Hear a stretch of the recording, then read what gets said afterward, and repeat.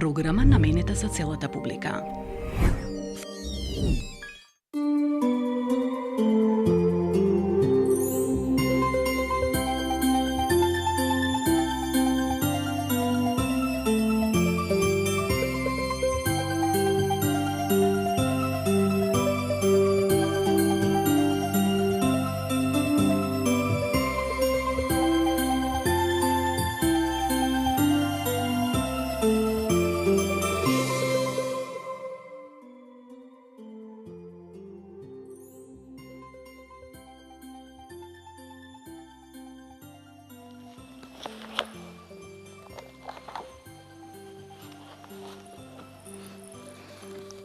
Си било едно девојче.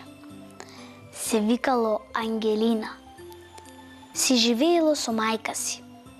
Не биле богати, но имале се што им треба за убаво да живеат. Еден ден, мајката и рекла на Ангелина: "Мила моја, не си веќе мала. Време е да почнеш да ми помагаш.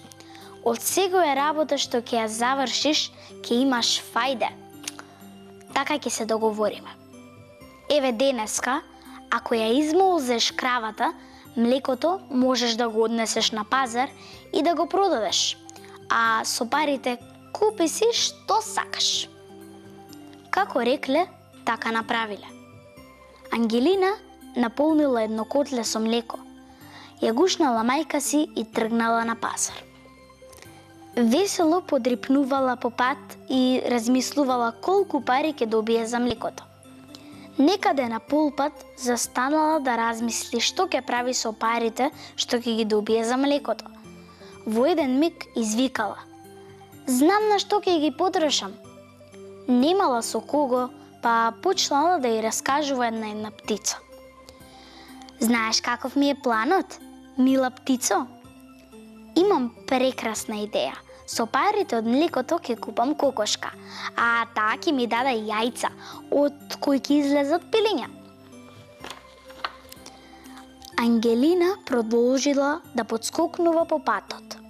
Наскоро сретнала еден овчар. Се ги пасел овците, а Ангелина му се пофалила. "Одам на пазар да го продадам млеково.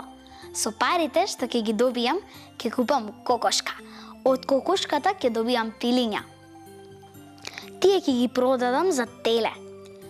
Телето ќе стане убав бик, па кога ќе го продадам бикот, ќе си купам убава кукичка." Ангелина своите планови ги раскажала и на момчето кое ја префрлило со кајче преку реката. Зборувала со многу жар, па момчето се восхитувало колку е умно девојчето. На другата страна на реката Ангелина сретнала магаре и нему му рекла: "Ќе го продадам млекото и со парите..." И на магарето му раскажала од збор до збор што ќе направи со парите. Магарето рикнало на Ангелина и се присторило дека магарето рекло: "Колку си умна, ти знаеш што е добра сделка." Ангелина подскокнала од задоволство. 2 пати подскокнала и се лизнала. Котлето паднало и се скршило. И збогум кокошко, збогум пилиња, збогум теле, збогум бику, збогум кукичке, збогум на сите големи планови и соништа. Но Ангелина не изгубила се. Добила памет за друг пат. Научила нешто за цел живот. Никогаш да не смета на нешто што го нема, туку да верува само во она што го има. Убаво кажано.